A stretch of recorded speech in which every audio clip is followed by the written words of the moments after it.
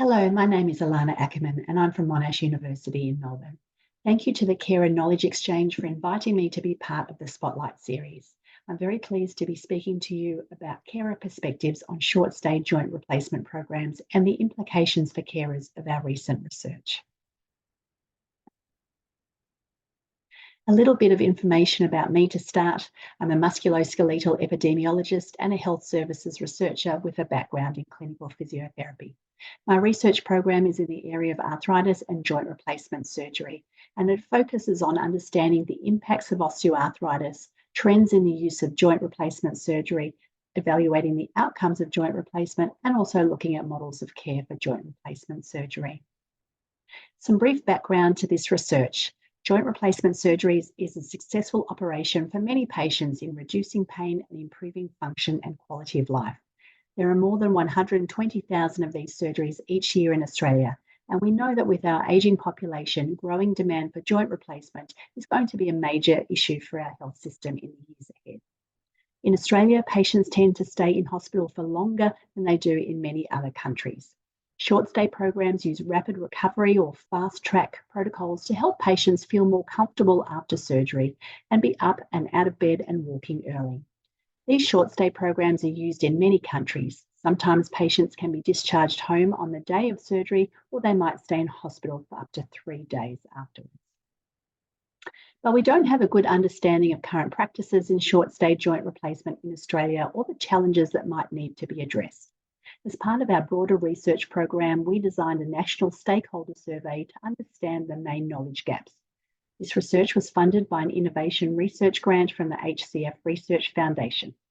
We wanted to include different stakeholder groups and capture diverse perspectives.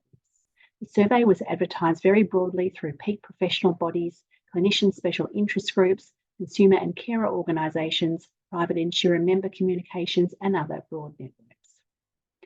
We had over 1,400 survey participants, which included 360 health professionals who were involved in providing joint replacement care in Australia, 20 hospital administrators, over 1,000 people with recent experience of joint replacement, and 31 carers of people who had recent hip or knee replacement. What we found was that most of our health professional and hospital administrator participants were aware of short-stay joint replacement programs, but awareness of these programs is considerably lower among patients and very low among carers. We asked patients and carers about how appealing the idea of a short-stay program would be to them when considering a future hip or knee replacement. And on a scale ranging from not at all appealing to highly appealing, we can see that these programs were only moderately appealing to patients. When we used the same scale and asked carers how appealing the idea of a short-stay program was to them as a carer, we can see that they were of little appeal. We also asked carers about the main barriers for them with regard to short-stay joint replacement programs.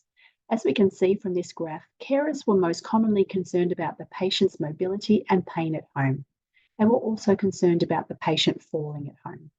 And not having daily access to physiotherapy, nursing, and medical care were also common concerns for carers. So what are the implications of these findings? It's clear that there's a need for appropriate education for carers as well as for patients to improve awareness and understanding of short-stay programs.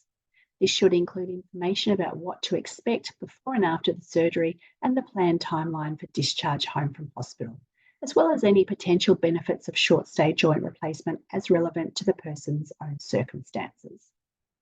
It's also important that carers and patients are provided with clear information at discharge about the likely recovery period and return to usual activities, and what sorts of supports and services are available to them, and that could be as home visits or in the community.